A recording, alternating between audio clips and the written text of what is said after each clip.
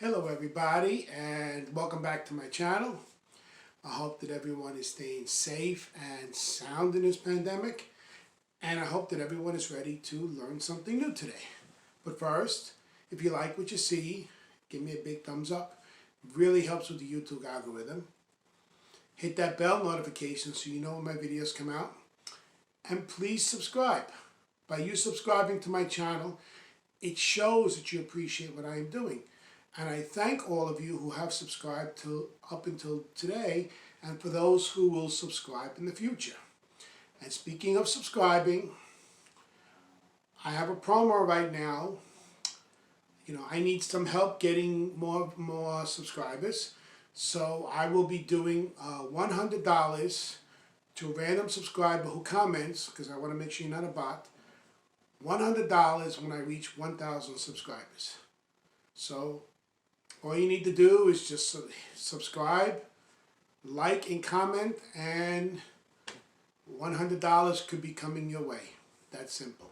Okay, so I did a lesson, an Irish lesson last week on about the Irish leprechaun, or my mom as I call her.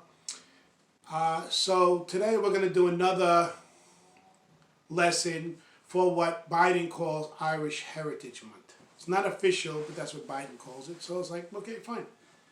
So today we're going to be learning about some food. Food seems to be very popular nowadays. I know that a lot of my videos are on food and people they can't get enough. So it's like, okay, so we're going to focus on how to make traditional Irish stew. Now, why is it so important?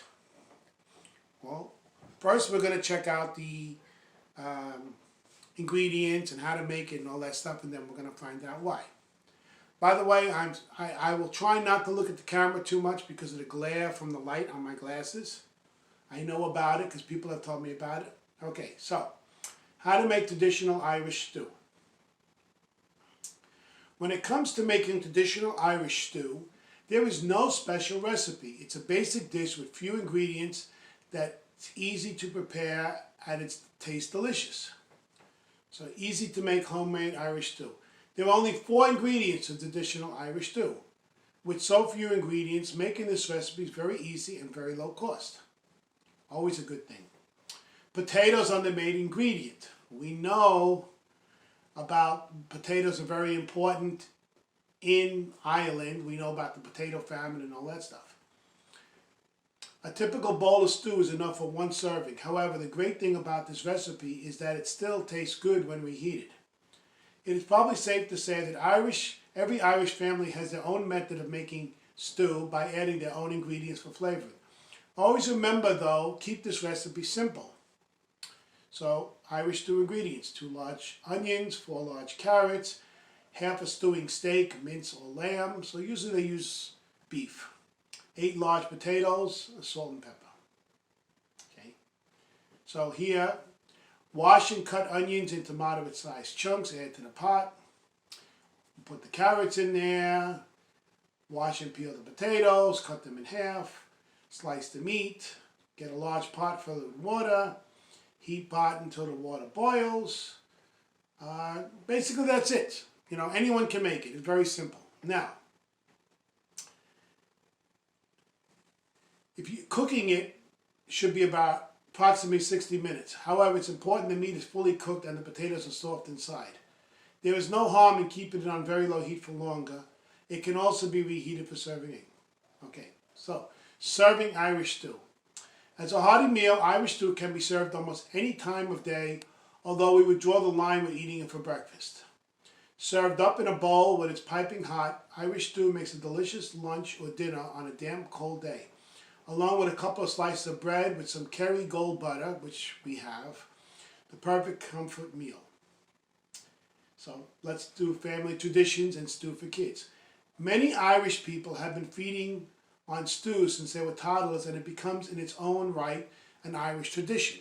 Now, my mother always talks about corned beef and cabbage, but that's not an Irish tradition. This one is an Irish tradition. Our own mother would make a large pot of stew for lunch every Saturday in the morning months. She would serve it in large bowls with freshly cut bread and butter to be washed down with either a glass of milk, water, or milk. Today it's something we repeat with our kids, and hopefully they'll continue in this family tradition. If you are serving stew to a toddler, it's a good idea to only serve them part of the spuds and carrots by mashing it together.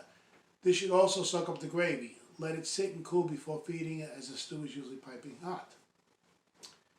Okay, there's no set of rules of what meat you use. Okay, many do beef, you could do lamb, it's up to you. Okay. So, some people like to experiment. You can add mushrooms, parsley, herbs, whatever you want to do.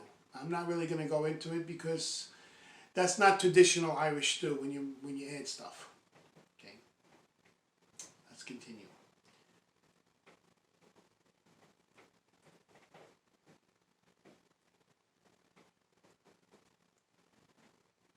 Oh, I thought there was more about the Irish stew. Okay. So I guess that's it for today. I thought there was more about it, but anyway, let me go to the ingredients again so you can all see it. So onions, carrots, meat, and potatoes. Very simple. I don't think you have to write it down.